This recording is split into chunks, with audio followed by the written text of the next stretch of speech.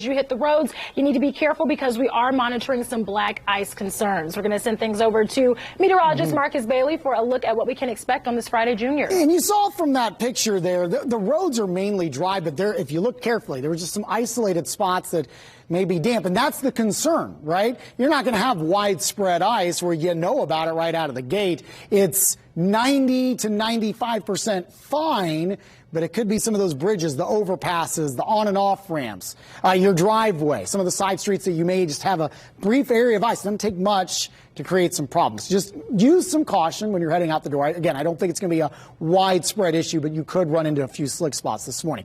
We are quiet locally on radar.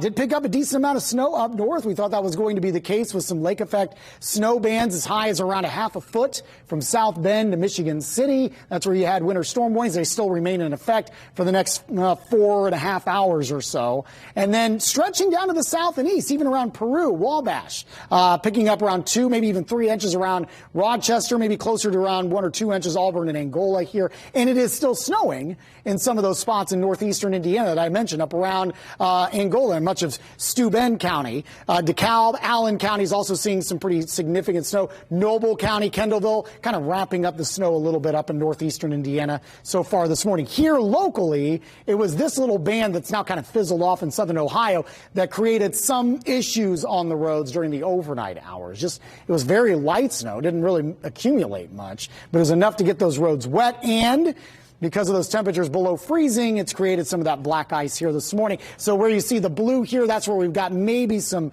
isolated ice concerns. It's much more prevalent when you go up into northern and northeastern Indiana, but even stretching up around Muncie and Marion. Do be aware of some slick spots as you're working out here this morning for your Thursday heading out to work and school. 28 now. It is blustery. Winds out of the west at 17. Chills are into the mid-teens this morning. Upper 20s and low 30s is where we stand now.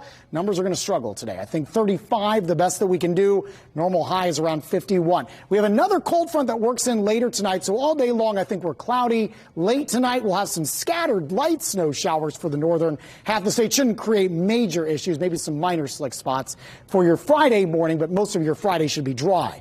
24 when you wake up tomorrow morning. Blustery for the overnight, and I think wind chills are going to be pretty nasty here in the morning. Locally, you're talking in the single digits, around 7 degrees. I think some areas could get as low as 0 when you head out the door tomorrow morning, so do be aware of that. Peterman Brothers Heating and Cooling, 8-day forecast. We are quiet for the weekend, 34 Saturday, chilly Sunday, 30, but we do bounce back for the holiday week. 40s on the way Monday and Tuesday, 50 for the busy travel day Wednesday, and right now dry, not bad for Thanksgiving with highs in the mid to upper 40s. Steph? All right, thanks.